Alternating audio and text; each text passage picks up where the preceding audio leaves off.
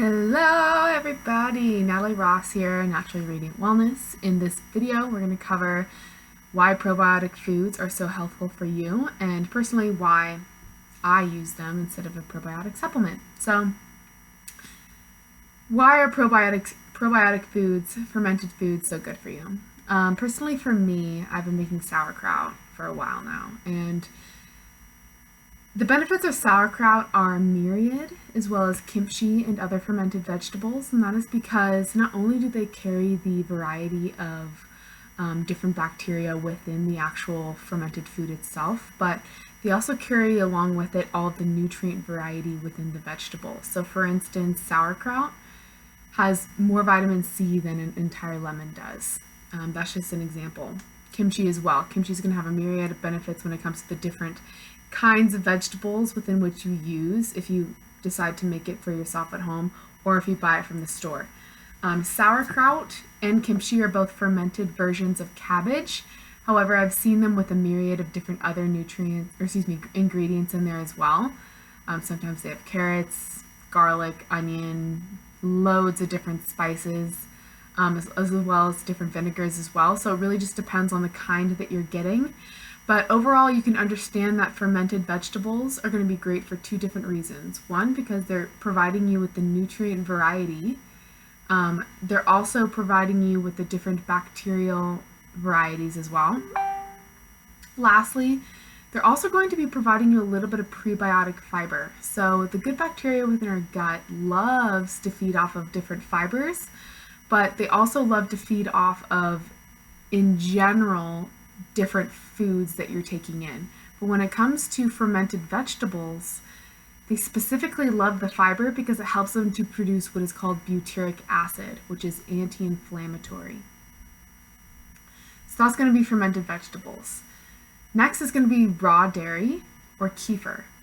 Now, they're very much the same, but also very different at the same time. Raw dairy is impeccable for its nutrient benefits. Now, there is a little bit of a kibosh in general society around there being a bacterial issue with raw dairy. However, the thing about raw dairy is that it's non-pasteurized, meaning it's alive. It is a living food. The bacteria strains and the proteins within raw dairy are unlike any other nutrient variety that you can get in any kind of milk that you'd be buying from the grocery store, especially when it's pasteurized. When it's pasteurized, all of the enzymes within the dairy are dead. So essentially, you're really getting a dead food when you're drinking pasteurized dairy. Even if it's organic, even if it's grass-fed, that's something to be mindful of. We want to stay away from dead foods, so to speak, because they're not repleting any life force within you. When you eat a dead food, it costs more energy for your body to break it down than it does for you to assimilate it and utilize the nutrients, okay? So raw dairy is going to be a much better alternative to pasteurized dairy, if you have the choice. If you don't have availability for raw dairy within your area, I know some neighborhoods are like that, then I would stick to kefir. But I will recommend that you try and do your own due diligence to research some companies out there that may be able to deliver raw dairy to you. I know in my area, I'm lucky enough that there is I forget what the name of the company is called, but essentially it's a cooperation within a bunch of different farms throughout Washington State, where I am currently, and essentially they collectively gather pasteurized meats, grass-fed raw dairy, grass-fed pasteurized milk, but they also do a lot of just whole organic dairy products. And usually when it's from farm to consumer like that, going to be the highest of quality. Now, my favorite, personally, when it comes to raw dairy and kefir itself, is goat milk, because I've become intolerant to lactose right now. And so goat milk has the closest identical DNA replication to human breast milk. So it's going to be more likely to be tolerable by you if you have a dairy intolerance. Now, when it comes to goat milk too, you can get it in the pasteurized or in the raw form. I've tried it in both, and like I said earlier, raw dairy is something you really can't beat. As far as enzymes and probiotics go, you're going to get a lot of natural strains within that. Now they do sell pasteurized kefir as well, and they also sell raw kefir. Now both are incredible. Both, I would say, are probably the most potent kefir, the most potent probiotic foods that you can take in. Kefir itself has been used for years and years, just in terms of it providing a myriad of different nutritional benefits, but also as being a way to store and keep milk long term. That was in history, but nowadays we use it for wonderful probiotic benefits. And within kefir, you have two different, I suppose you have multiple different arrays you can choose from. There's goat milk kefir, there's dairy milk kefir, but of course I can't second guess that there's, I'm sure, a myriad of other kefirs out there as well from different animals. So far I've only seen goat and dairy milk kefir, but you can always check out to see what kind of milk kefir you can find.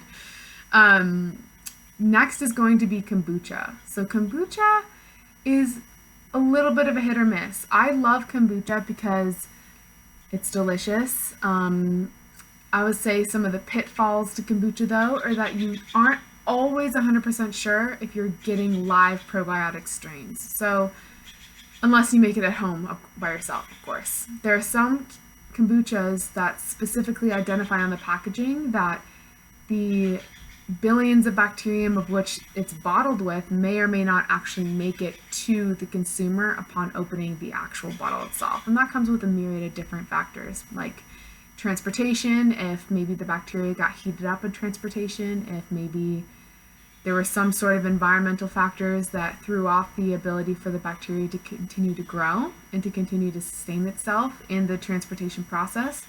But either way, that's just something to be mindful of. Maybe drink kombucha, also take a fermented vegetable. Drink kombucha, also have some kefir in your diet, just mix it up a little bit. I wouldn't solely rely on kombucha as your main source of probiotics here.